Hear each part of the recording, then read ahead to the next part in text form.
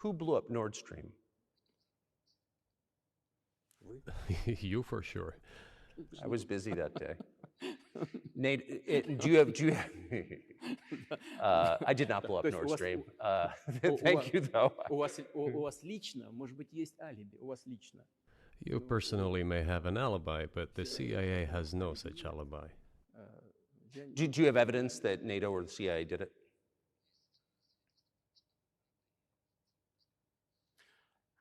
Знаете, You know, I won't get into details, but people always say in such cases, look for someone who is interested.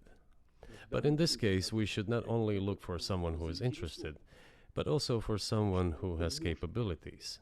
Because there may be many people interested, but not all of them are capable of sinking to the bottom of the Baltic Sea and carrying out this explosion. These two components should be connected. Who is interested and who is capable of doing it? But I'm confused. I mean, that's the biggest act of industrial terrorism ever, and it's the largest emission of CO2 in history. Okay, so if you had evidence, and presumably given your security services, your intel services, you would, that NATO, the US, CIA, the West, did this, why wouldn't you present it and win a propaganda victory?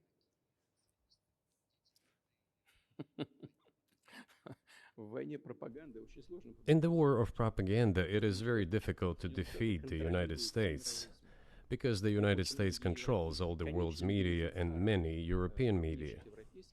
The ultimate beneficiary of the biggest European media are American financial institutions. Don't you know that? So it is possible to get involved in this work, but it is cost prohibitive, so to speak.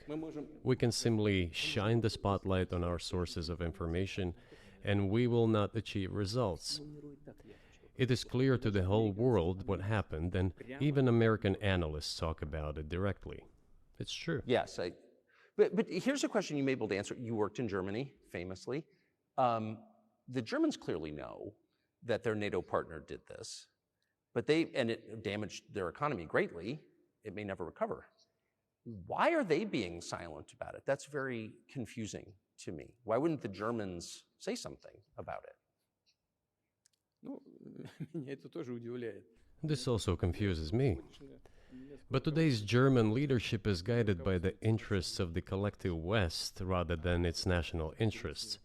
Otherwise, it is difficult to explain the logic of their action or inaction. After all, it is not only about Nord Stream 1, which was blown up, and the Nord Stream 2 was damaged, but one pipe is safe and sound and gas can be supplied to Europe through it. But Germany does not open it.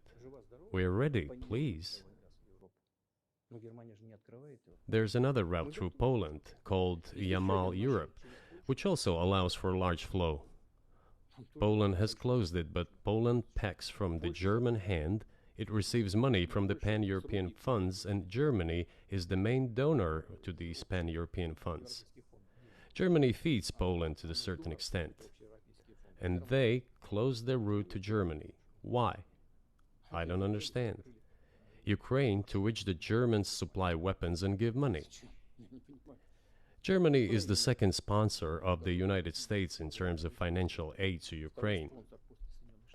There are two gas routes through Ukraine. They simply closed one route, the Ukrainians.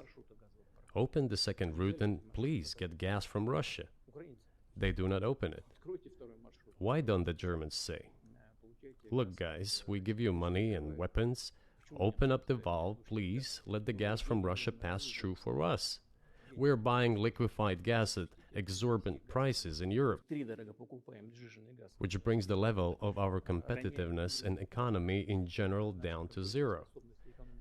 Do you want us to give you money?